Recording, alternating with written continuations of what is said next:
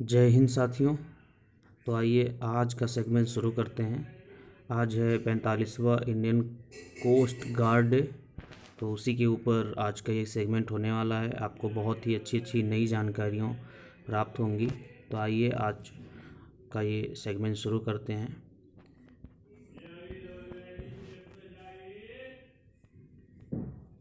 और ये है इंडियन कोस्ट गार्ड का लोगो, भारतीय तटरक्षक हिंदी में कहते हैं। और इसका जो मोटो है वो है वयम रक्षाम, ये इसका मोटो है। और ये एक मैप है जिसमें जो एक तरह से जो एक्सक्लूसिव इकोनॉमिक जोन होते हैं वो इसमें दर्शाया गया है ऑल ओवर वर्ल्ड में।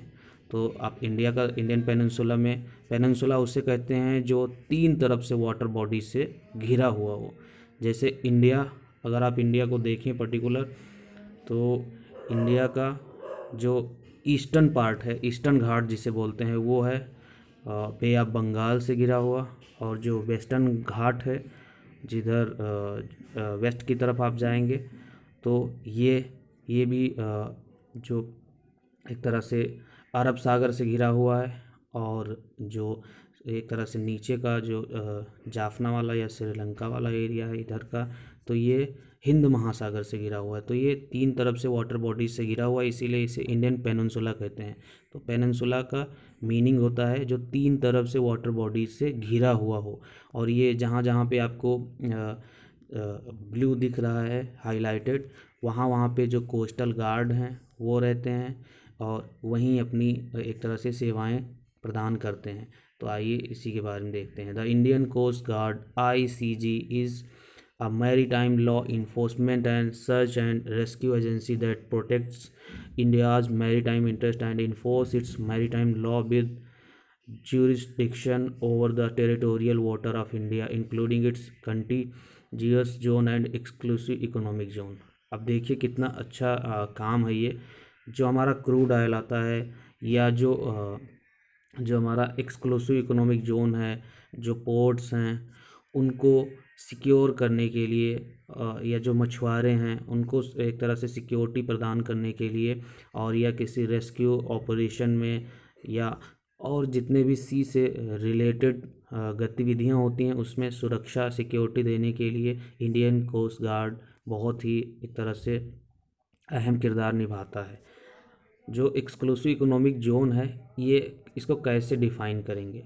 तो इसको is an area beyond to the territorial sea extending seaward to 200 nautical metre 370 kilometre out from its coast line.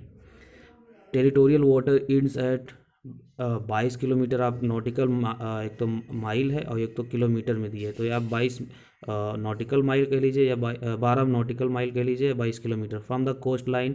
The EEJ exclusive economic zone include the contiguous zone. The continuous zone is a band of water that goes from the outer edge of the territorial sea to up to 24 nautical miles. India is currently seeking to extend its EEZ to 315। अभी यहाँ पे जो exclusive economic zone है, जो आप देखते हैं, चाहे अगर इंडिया का मैप आप अपने माइंड में लाएं, तो जो ईस्टर्न घाट है वो ईस्टर्न घाट जिसमें आप बे ऑफ बंगाल से लेकर यहाँ पाक स्टेट तक आते हैं, तो उसमें क्या है, पहले तो पूरा जो हमारा एक तरह से जो कोस्टल एरिया है वो 7,000 किलोमीटर है, दोनों ईस्टर्न और वेस्टर्न घाट लगभग। तो जो ईस्टर्न घाट है ये इधर आप देखेंगे तो ज़्यादातर जो बंदरगाह हैं या ज़्यादातर जो सी पोर्ट हैं वो इधर ईस्टर्न घाट में कम ही हैं। उड़ीसा में, कलकत्ता में ये इधर कम हैं, क्योंकि इधर जो पानी का फ़्लो है वो एक तरह से तट है, वो तटीय नहीं है। एक तरह से पानी का फ़्लो अंदर आता है तो मिट्टी का एक तरह से छिछलापन नहीं है, वो तुरंत ही गहराई में आ जाता है।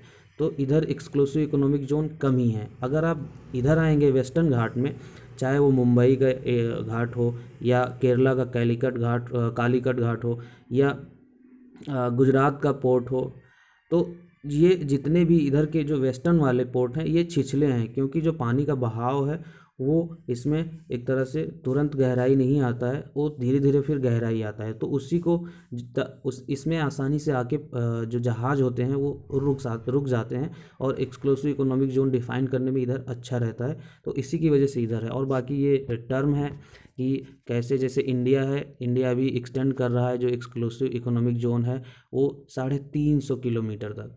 तो ये है।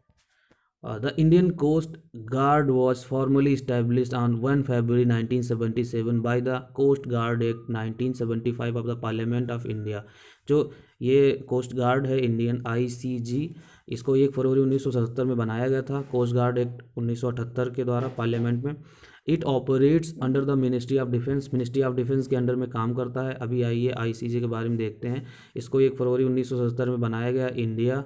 और टाइप क्या है, कोस्ट गार्ड है, जो तटीय एक तरह से तटरक्षक इसको हिंदी में सीधा सीधा कहेंगे। और रोल क्या है, रोल है लॉ इन्फोर्समेंट्स, जितने भी नियम कानून हैं उसको लागू करना। Coastal petrol, coastal petrol means वहाँ पे देखभाल करना, पेट्रोलिंग करना। मरीन, बॉर्डर प्रोटेक्शन, और जितना भी मरीन मछली या जितना भी सी से रिलेटेड वहाँ पे एक्टिविटीज़ हैं, या सी में जो जितने भी एक तरह से इकोसिस्टम है उसको बचाना। मरीन सर्च एंड रेस्क्यू, और उसको सर्च करना, रेस्क्यू कराना। और जो साइज़ है इनका, ये 15,714 एक्टिव पर्सनल हैं, और 197 वेसल्स हैं, और 44 एयरक्राफ्ट हैं। हेडक्वार्टर इसका मिनिस्ट्री ऑफ डिफेंस है, न्यू दिल्ली में। मिनिस्ट्री ऑफ डिफेंस के अंडर ये काम करती है। मोटो है वयम रक्षाम, जो अभी हमने ऊपर देखा। और वयम रक्षाम, इसका इंग्लिश में इसको कहते हैं वी प्रोटेक्ट, मतलब हम रक्षा करेंगे। एनिवर्सरीज है, कोस्ट गार्ड डे 1 फरवरी। और जो वेसल्स हैं इसमें 3 पोल्यूशन कंट्रोल वेसल हैं, 22 ऑफशोर पेट्रोल वेसल हैं। ऑफशोर जो किनारा होता है उसी को कहते हैं। 44 फास्ट पेट्रोल वेसल हैं, और 82 पेट्रोल बोट्स हैं, 27 पेट्रोल क्राफ्ट्स हैं, 12 हावर क्राफ्ट्स हैं। ये इंडियन कोस्ट गार्ड के पास में जितना एक तरह से जो वारहेड या जो एक तरह से लॉ इन्फोर्समेंट में या जितना भी इक्विपमेंट चाहिए वो है। एयरक्राफ्ट फ्लाउन 1:2 एयरबस C295, और हेलीकॉप्टर है 17:2 हेल चेतक, 4:2 हेल ध्रुव। ये नाम है जो हेलीकॉप्टर्स हैं उनका। पेट्रोलिंग करने के लिए है 36:2 Dornier 228। The Coast Guard works in close cooperation with the Indian Navy, the Department of Fisheries, Department of Revenue, Custom and Central and State Police Forces। अब किस किस के साथ में ये कोलेबरेट करके काम करता है, जो इंडियन नेवी है उसी ने सजेस्ट किया था कि कोस्ट गार्ड जैसी कोई बॉडी होनी चाहिए। तो उसी के बाद में जो मोरारजी देसाई थे उन्होंने इसका फाउंडेशन स्टोन रखा, भी आगे हम लोग देखेंगे।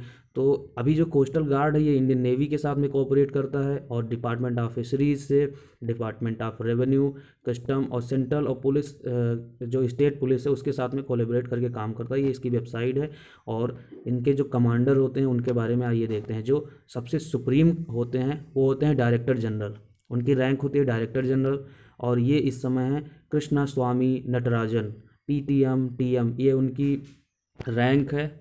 ये इनका मतलब एक तरह से बैचेस मिले हैं जो उनको। एडिशनल डायरेक्टर कौन है, जो डायरेक्टर जनरल हैं उनसे नीचे आते हैं एडिशनल डायरेक्टर, ये हैं additional director general BD Chapekar, ये हैं PTM TM, ये इनका बैचेस हैं। और ये इनका ऑनर है जो शो करते हैं, जैसे आप आर्मी में देखते हैं PCM और PVSM, ऐसे करके जो आप देखते हैं। कोस्ट गार्ड कमांडर, जो कोस्ट गार्ड कमांडर हैं वो वेस्टर्न सी बोर्ड हैं। Additional director general R Bargotra, PTM TM। Coast guard commander eastern seaboard. अभी जो मैंने ईस्टर्न और वेस्टर्न घाट आपको बताया उसी से रिलेटेड यहाँ पे बातें चल रही हैं, क्योंकि इंडिया का मैप में एक तो ईस्टर्न घाट है जो ईस्ट से ईस्ट सी शोर और जो या ईस्ट का किनारा है, और जो वेस्टर्न घाट है वो वेस्ट का किनारा है जो अरब सागर में है, और जो ईस्टर्न घाट है वो बे ऑफ बंगाल में है। और जो इसी के साथ में ये हैं वीरेंद्र सिंह पठानिया, ये है PTM TM establishment and history. आइए इसके बारे में देखते हैं।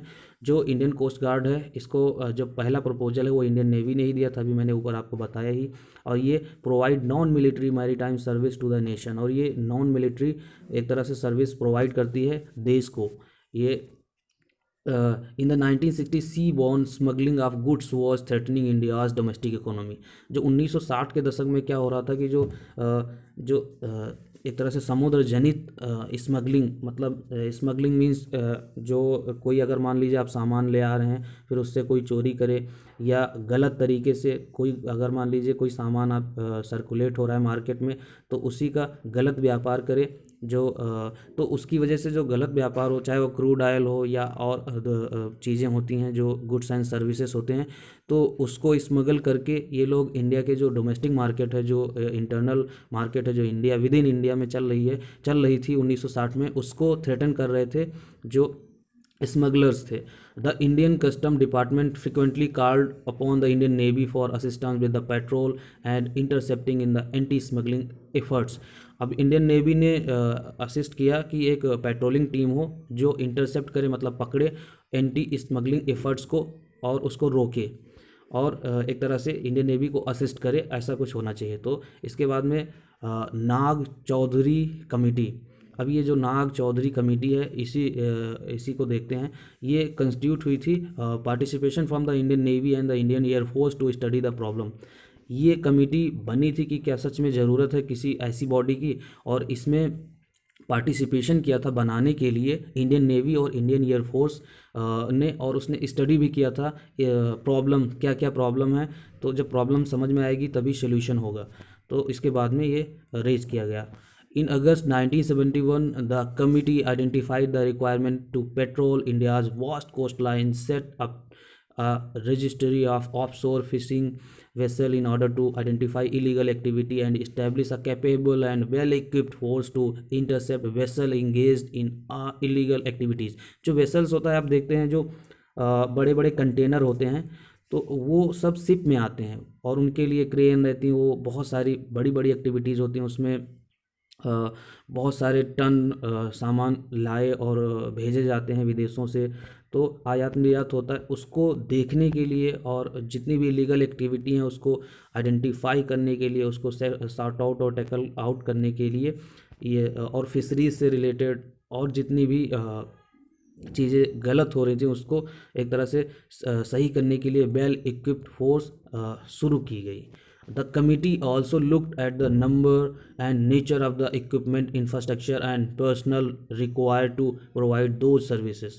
और इसके बारे में ये कमेटी ने ये भी एक तरह से प्रॉब्लम देखा कि इसमें कितने लोगों कितना इक्विपमेंट चाहिए, कौन कौन सा सामान चाहिए, क्या क्या इंफ्रास्ट्रक्चर चाहिए, और कितने पर्सनल रिक्वायर हैं इस सर्विस को एक तरह से एग्जीक्यूट करने के लिए। In 1973 India had started a programme to acquire the equipment and started deputing personnel from the Indian navy for these anti smuggling and law enforcement task under the provision of the maintenance of internal security act. जो India का internal maintenance of internal security act है, इसी के तहत जो anti smuggling law enforcement task, मतलब इससे anti smuggling law enforcement का जो काम है वो किया गया, और जो इंडियन नेवी है वहाँ से शुरुआत में लिए गए। On 31st August 1974, the Defense Secretary submitted a note to the Cabinet Secretary proposing cabinet action on Admiral Kohli's recommendation। जो एडमिरल होते हैं वो सबसे बड़े होते हैं रैंक में जो नेवी में, तो जो एडमिरल कोहली थे उनकी रिकमेंडेशन थी, उसको कैबिनेट सेक्रेटरी ने प्रपोज किया। डिफेंस एक तरह से जो डिफेंस सेक्रेटरी ने सबमिट किया कैबिनेट सेक्रेटरी का जो प्रपोजल था एडमिरल कोहली का, और वो एडमिरल कोहली ने रिकमेंड किया था। The discovery of oil of Bombay high further emphasis the need for a maritime law enforcement and protection service. और इसके बाद में जो बॉम्बे हाई है, बरौनी है, कोयली है, डिगबोई है, ऐसी बॉम्बे हाई एक जगह है, ये यहाँ पे एक तरह से जब ऑयल की खोज होती है तो जो इंडिया में और भी नीड महसूस की गई कि प्रोटेक्शन के लिए कोई मैरीटाइम लॉ हो, कोई एक ऐसी बॉडी हो जो एक तरह से जो क्रूड ऑयल हम निकालें उसको एक तरह से संरक्षित कर सके, और जितना भी हम बाहर से आयातित करते हैं उसको भी प्रोटेक्शन दे सके। Interim Indian coast guard establishment, अब इसके बारे में आइए देखते हैं कि कैसे बना। An interim Indian Coast Guard came into being on 1 February 1977, equipped with 2 small corvettes and 5 patrol boats transferred from the Navy। और जो इंटरिम इंडियन कोस्ट गार्ड है, जो एक तरह से जैसे आप देखते हैं जैसे लोकसभा का चुनाव होता है तो उसके पहले अगर मान लीजिए जैसे अभी जो 2019 का जब जनरल इलेक्शन था तो उसके पहले बजट आना था, लेकिन गवर्नमेंट जब अब पता नहीं रहता है कि गवर्नमेंट दोबारा लौटेगी या नहीं लौटेगी, तो उसमें क्या होता है इंटरिम बजट लाते हैं। तो पहले ही थोड़ा सा ऐसे इंटरिम बजट कुछ दिनों के लिए, मतलब एक तरह से उसमें भाव तो रहता है कि पूरे साल का क्या रहेगा, लेकिन वो उस समय आया था तो कुछ ही दिनों के लिए था, तो उसको इंटरिम कहते हैं। तो यहाँ शॉर्ट पीरियड के लिए क्या किया, interim Indian coast guard raise किया, और 1 फरवरी 1977 को इसमें क्या क्या दिया गया, इसमें 2 स्मॉल कॉर्वेट्स और 5 पेट्रोल बोट्स दिए गए। और ये कहाँ से लिए गए थे, ये नेवी से लिए गए थे। The duties and function of the service were formally defined in the coast guard act. और जो कोस्ट गार्ड एक्ट है उसमें इनके जो सर्विस हैं, जो फंक्शन हैं, उसको अच्छे से डिफाइन किया गया है, क्या क्या ड्यूटीज़ है, क्या क्या फंक्शंस हैं। Which was pass by India's parliament on 18 August 1978 and came into immediate effect. और इसके बाद में जो 18 अगस्त 1978 को ये पास किया गया और उसके तुरंत ही ये लागू कर दिया गया। इंटरिम कमेटी क्या थी, vice admiral B.A. Kamat of Indian navy was appointed the founding director general. और जो पहले बने वो वाइस एडमिरल, जो एडमिरल से नीची रैंक होती है वो वाइस एडमिरल होती है, जो V.A. कामत थे इंडियन नेवी के, इनको अपॉइंट किया गया director general. Prime minister Morarji Desai inspected the guard of honour at the service inauguration. और जो प्राइम मिनिस्टर हुए वो प्राइम मिनिस्टर थे उस समय के मोरारजी देसाई, उन्होंने गार्ड ऑफ ऑनर का इंस्पेक्शन किया, और इस तरह का जो ये सर्विस है इसको शुरू किया गया, इनोग्रेट किया गया। Vice admiral Kamath propose a 5-year plan to develop the ICG into a potent force by 1984, but the full potential of this plan was not immediately realized due to an economic resource crunch। अब क्या हुआ कि जो vice admiral Kamat sir थे उन्होंने 5-year plan मतलब एक propose किया डेवलप करने के लिए ICG को, कि 5 साल में हम एक तरह से इसको पोटेंट फोर्स बनाएंगे 1984 तक, और इसको फुल पोटेंशियल में रखेंगे। लेकिन ये थोड़ा इकोनॉमिक रिसोर्स क्रंच की वजह से थोड़ा सा मतलब प्लान डिले हुआ। फर्स्ट सक्सेसफुल प्रोसिक्यूशन, कब ये पहला इसका एक तरह से सक्सेसफुल बचाव या कब इसने अच्छा सा अपना काम एक तरह से दिखाया, लाइमलाइट में कब आया। One of the historic operational successes of the ICJ occurred in October 1999 with the recapture of high sea of a Panamanian registered Japanese cargo ship MV Alondra Rainbow hijacked off Indonesia। अभी क्या हुआ, एक Panama जानते हैं कहाँ पे, जो Panama city है, जो आप अपने माइंड में एक बार जो अमेरिका का नॉर्थ अमेरिका और साउथ अमेरिका का इमेज लाइए, फिर उसमें जहाँ से जुड़ा हुआ पॉइंट है और जहाँ से पनामा कैनाल भी बनाई गई है जो आर्टिफिशियल है, जैसे सुएज कैनाल बनाई गई है, उसी तरह से वो भी पनामा कैनाल में कभी दिखाऊंगा उसको आपको मैप में। तो वहाँ का जो पनामा का एक तरह से शिप था, पनामा रजिस्टर जापानी कार्गो शिप था, पनामा में रजिस्टर था, जापान का कार्गो शिप था, मतलब सामान ले जाने लाने का, और जिसका नाम था V.A. एलोंडरा रेनबो। उसको हाईजैक कर लिया गया था इंडोनेशिया के पास में। Her crew were rescued off Phuket Thailand, और जो उसका क्रू मेंबर थे उनको रेस्क्यू किया गया थाईलैंड में। The ship had been rebranded as MV Mega Rama and was spotted off Kochi heading towards Pakistan। और इसके बाद में जो MV मेगा रामा है वो एक तरह से ये शिप को स्पॉट किया गया कोची की तरफ, जो पाकिस्तान की तरफ जा रहा था। She was chased by ICGS Tarabai and INS Prahar K98 of the Indian navy and apprehended. और ये जो शिप है जो हाईजैक हो गया था, इसको एक तरह से जो ICJ INS प्रहार हैं इनके द्वारा, INS प्रहार एक मतलब एक तरह से एक तरह से बचाव अभियान में प्रयोग की जाने वाली है प्रहार, तो इसी के द्वारा बचाया गया। It was the first successful prosecution of arm pirates in over a century. अब इसमें क्या हुआ, जो पायरेट्स होते हैं, आर्म पायरेट्स होते हैं, एक तरह से ऐसे गोरिल्ला वॉरफेयर करते हैं, और वो कुछ हथियारबंद होते हैं और छोटी छोटी नावों से आकर बड़े बड़े वेसल को लूट लेते हैं। जो समुद्री, आप लोगों ने पायरेट्स के ऊपर बहुत सारी मूवी हैं वो भी देखा होगा। तो जो पायरेट्स होते हैं वो समुद्री लुटेरे होते हैं।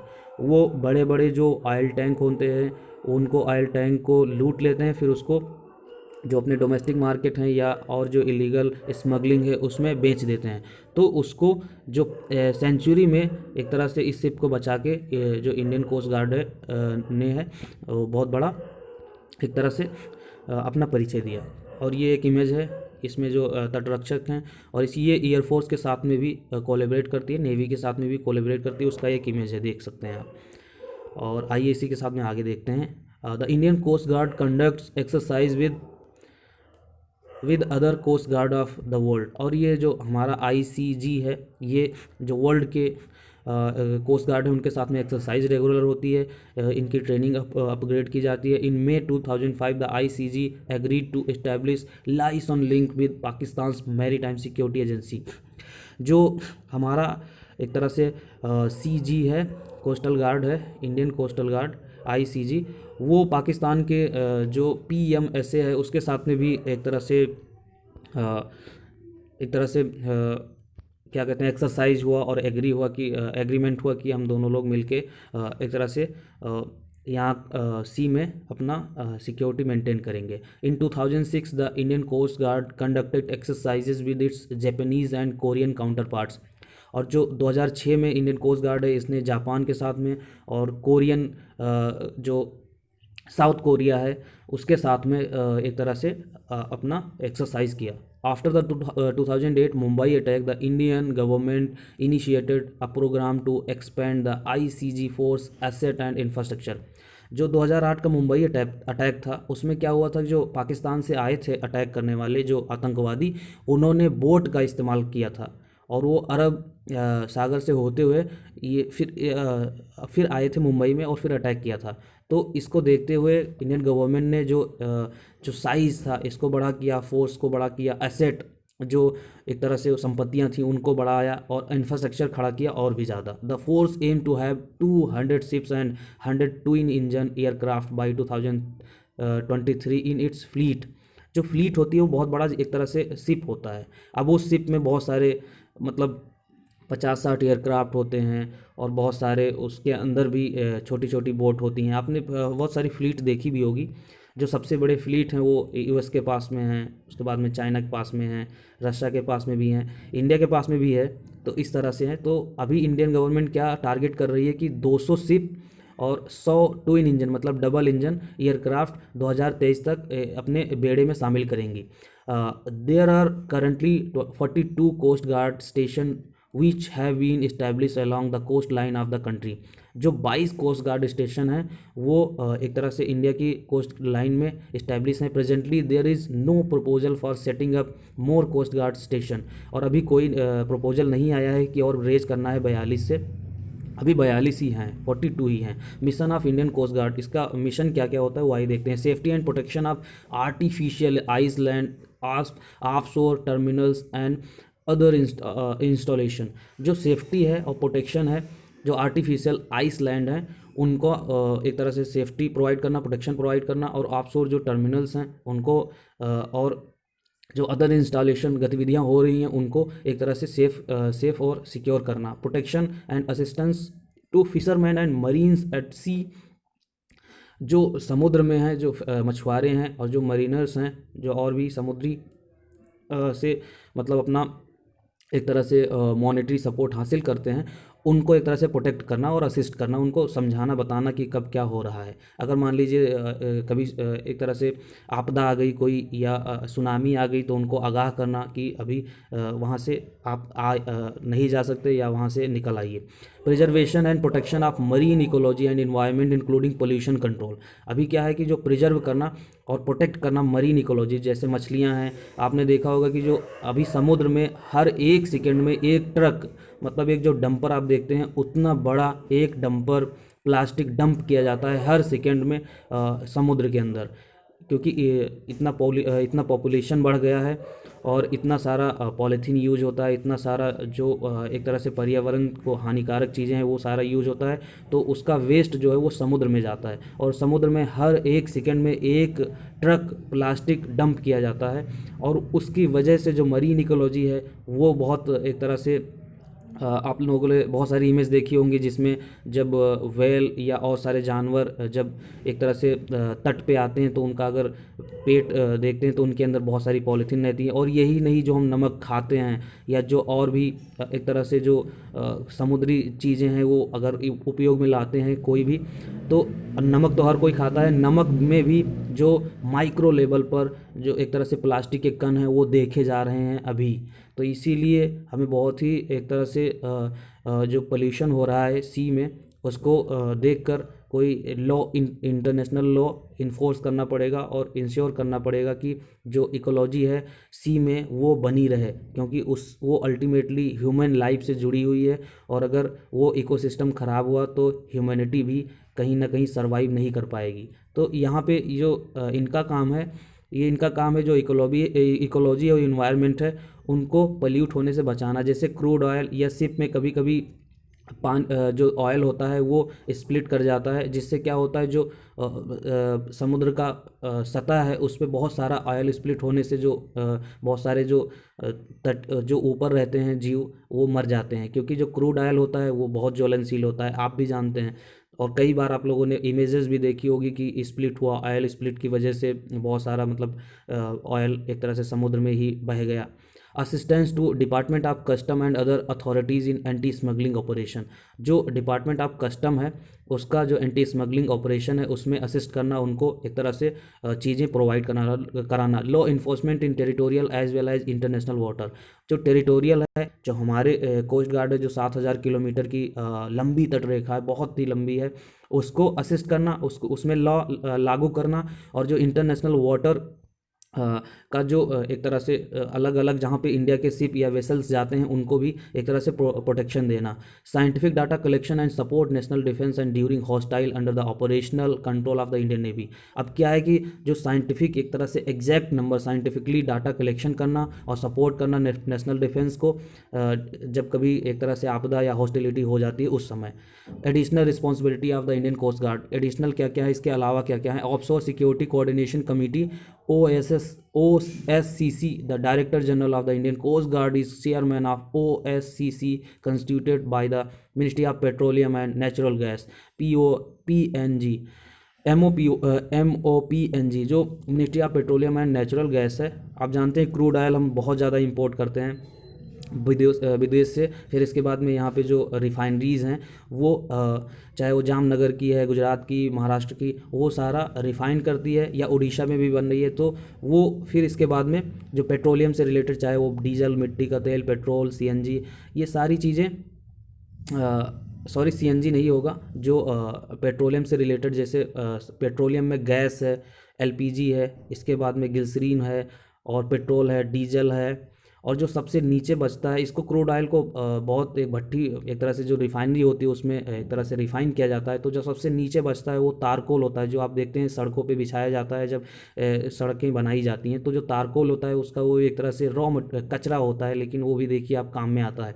तो इस तरह से पेट्रोलियम का यहाँ पे यूज होता है, और ये एडिशनल इसके सपोर्ट हैं जो इसके साथ में मिलके काम करती है, चाहे वो मिनिस्ट्री ऑफ पेट्रोलियम हो या एक और जो national maritime search and rescue coordination authority है NMSSRCA, इसके साथ में भी कोऑर्डिनेट करती है। Director general of Indian coast guard is the RCA for executing coordinating search and rescue SAR mission, जो SAR मिशन है उसमें भी कोऑर्डिनेट करती है। जो लिया है लीड इंटेलिजेंस एजेंसी, ये भी कोस्टल एंड सी बॉर्डर के लिए बनाई गई है। तो इसमें भी सपोर्ट प्रोवाइड करना कोस्टल सिक्योरिटी है। The director general of the Indian coast guard is commander of the coastal command and it's responsible for overall coordination between central and state agencies in all matter relating to coastal security. अभी यहाँ पे देख सकते हैं कि जो एक तरह से जो कोस्ट गार्ड हैं वो जो कमांडर हैं वही एक तरह से डायरेक्टर जनरल हैं, वो इनके सिक्योरिटी प्रोवाइड करते हैं और वही ओवरऑल हेड हैं। प्रेजेंट सिनारियो क्या है उसके बारे में देखते हैं। ये थोड़ा लेक्चर बड़ा हो रहा है और ये आप इससे देख सकते हैं यहाँ पे जो लैंड है, इसके बाद में जो सी है।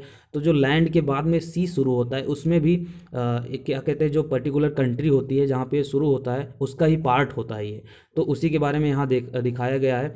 जो टेरिटोरियल सी है ये 12 नॉटिकल माइल है और इसके बाद में जो कंटीजियस जोन है वो 12 माइल है। यहाँ पर देखिए ये एक तरह से यहाँ पे मछली और इस तरह की गतिविधियाँ हो रही हैं। और जो हाई सी है जहाँ पे एक तरह से शिप जाती है वो यहाँ पे दिखाया है। यहाँ पे आप एक धुंधला इमेज भी देख सकते हैं। एक्सक्लूसिव इकोनॉमिक जोन है वो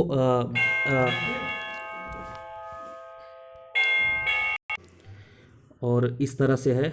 जो एक तरह से एक्सक्लूसिव इकोनॉमिक जोन है जो EEZ है वो 200 नॉटिकल माइल है, जो बेस लाइन है वहाँ से, जहाँ से मतलब एक तरह से कोस्ट ख़त्म होता है या एक तरह से लैंड ख़त्म होकर मतलब एक तरह से जहाँ से समुद्र शुरू होता है वहाँ से लेकर 200 माइल तक आपका एक तरह से अधिकार है। आप उसमें जो भी गतिविधियाँ करना चाहें वो कर सकते हैं आसानी से और ये बहुत ही एक तरह से अच्छा रहता है। तो आइए आगे देखते हैं। और ये है एक्सटेंडेड ऑफ, ये एक तरह से एक इमेज है।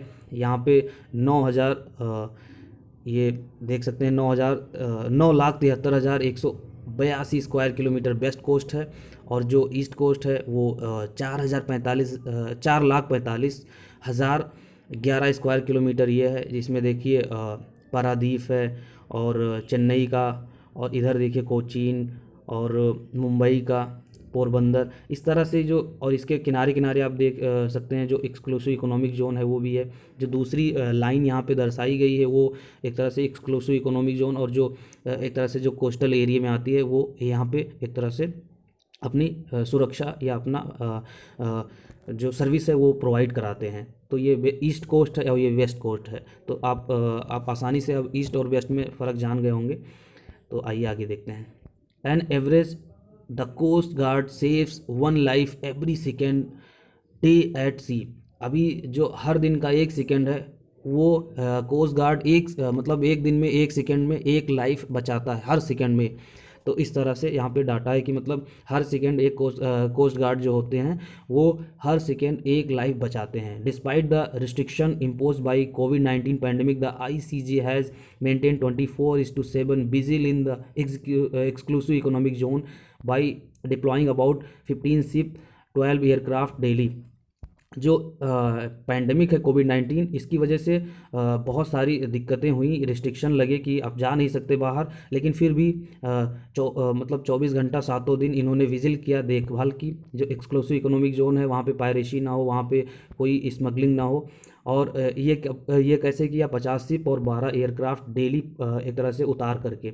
और the deterrence at the sea and coordinate air surveillance by service enable the seizure of contraband worth about 1,500 crore rupees and apprehension of more than 10 foreign fishing boats with 80 miscreants illegally operating in Indian EEZ in the year 2020।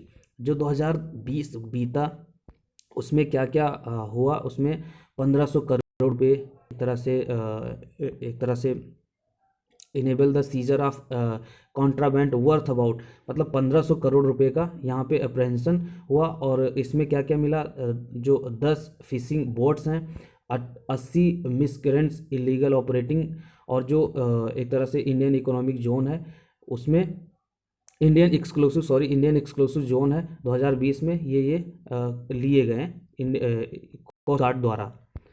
और इसके बारे में आइए आगे देखते हैं। The preventive and major responsive stands of operation introduce just over a year ago. और जो प्रिवेंटिव मतलब बचाव और मीजर्ड जो मतलब जितने भी कदम लिए गए, रिस्पॉन्स किए गए, वो introduce just over a year ago, और अभी 1 साल पहले ही कुछ कुछ चीज़ें शुरू की गई हैं, जैसे ensure that over 6,000 fishing boat with about 14,000 fishermen were escorted to safe harbors during the passage of 11 cyclone last year।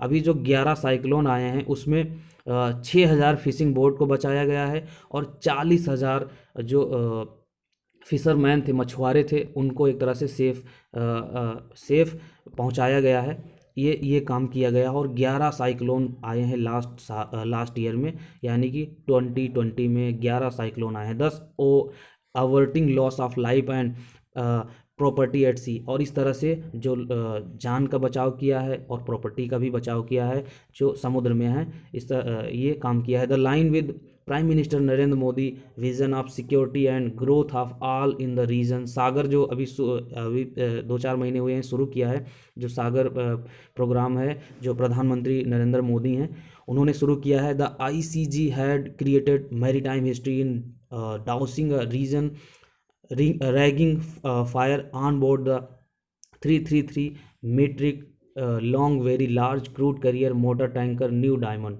with about 3 lakh metric ton of crude oil of Sri Lanka. जो श्रीलंका का एक तरह से 3 लाख मीट्रिक टन का क्रूड ऑयल ऑफ एक tanker है, उसको एक तरह से सिक्योरिटी देना, और इसके अलावा thereby averting a major ecologic disaster. तो उसको सिक्योरिटी देकर उसमें क्या हो गया था, उसमें एक तरह से जो उसमें रेजिंग हो गई थी, फायर हो गई थी, तो उसको एक तरह से बचा के बहुत बड़ा काम किया है। अगर वो आग बढ़ जाता, बहुत बड़ा था, अगर वो आग लग जाती तो बहुत सारा इकोलॉजी डिजास्टर होता, जो उसको एक तरह से टैकल आउट किया ICG ने, जो इंडियन कोस्ट गार्ड है। Further the ICG also provided pollution response assistance to Mauritius. जो मॉरिशस है उसको पोल्यूशन एक तरह से पोल्यूशन रिस्पांस असिस्ट करती है कि कैसे हम पोल्यूशन को रोक सकते हैं मॉरिशस को। During the grounding of merchants vessel वाका CO and provide 30 tons of pollution response equipment in addition to training। जो वेसल्स हैं वाका CO उसको 30 ton pollution response equipment additional दिया, और उसके साथ में एडिशनल ट्रेनिंग भी दिया। The ICJ is also collaborating with littoral countries to combat transnational maritime crime and enhance maritime safety in its area of responsibility and in the Indian Ocean region। जो IOR है उसमें maritime safety और जो responsibility है इसकी बहुत ही बढ़ गई है, क्योंकि जितनी भी पायरेसी होती है, जो एक तरह से जो अरब है, जो अरब सागर है, वहाँ पर बहुत सारी पायरेसी होती है, जो एक तरह से वहाँ पे बहुत सारे जो एक तरह से अफ्रीकन होते हैं वो पायरेट्स बन के, और वहीं कोस्टल एरिया में जैसे भी गल्फ़ कंट्रीज से कोई भी वेसल्स निकलता है तो वहाँ पे पायरेसी के चांस ज़्यादा हैं। फिर इंडियन ओशियन में आके मतलब सेफ्टी प्रोवाइड कराना जो इंडियन कोस्ट गार्ड हैं इनकी बहुत बड़ी रिस्पॉन्सिबिलिटी रहती है। To harmonise the maritime and civil aviation search and rescue mechanism ICG conduct national maritime search and rescue board meeting and followed it up to with SAR exercise 2020 SAREX to validate the existing mechanism for undertaking mass rescue operation। जो coast guard है ये एक तरह से regular meeting करती है, और जो एक्सरसाइजेज हैं इसमें जो SAREX 2020 एक्सरसाइज है ये एक तरह से मास रेस्क्यू ऑपरेशन को एक तरह से ऑपरेट करती है, और उनको एक तरह से जब नए बातचीत होती है तो उससे नए तरीके से एक तरह से डिस्कशन निकल के आता है, तो वो चीज़ें होती हैं हर साल। In order to synergize coastal security and intelligence a maiden seminar was conducted to enhance the effectiveness। अब एक तरह से सेमिनार होते हैं, और सेमिनार इसीलिए होते हैं क्योंकि जो इंटेलिजेंस है, जो इफ़ेक्टिवनेस शेयरिंग है, वो स्टेक होल्डर के बीच में मतलब आदान प्रदान की जा सके, चाहे वो नेवी हो, एयरफोर्स हो, वो और या अलग जितने भी मिनिस्ट्रीज़ के साथ में मिलके काम कर रहे हैं, तो उनमें सेमिनार के थ्रू आदान प्रदान होता है। The service is also working in close coordination with central and state agencies to put in place a robust coastal security mechanism. और स्टेट और सेंटर के साथ में ये बॉडी मिलकर भी काम करती है। President Ramnath Kovind, vice president M Venkaiah Naidu, prime minister Narendra Modi and defence minister Rajnath Singh congratulated the ICG on the completion of 44 glorious year of service to the nation and appreciated the remarkable role played by service in pursuit of the nation's interest in maritime zone। अब जो maritime Jones होते हैं उसमें अपना 44 जो glorious साल है वो देने के लिए और सर्विस देने के लिए जो एक तरह से प्राइम मिनिस्टर हैं, डिफेंस मिनिस्टर हैं, वाइस प्रेसिडेंट हैं, वो एक तरह से और प्रेसिडेंट हैं, इन सब ने जो डिग्निटरीज़ हैं हाई लेवल के वो उन्होंने बधाई दी है और एक तरह से वेल विशेस कहा। इसी के साथ में थैंक्स फॉर वॉचिंग। ये लेक्चर थोड़ा बड़ा हो गया क्योंकि बहुत बड़ा सेगमेंट था। और इसी के साथ में stay tuned, stay blessed, thanks for watching, have a nice day.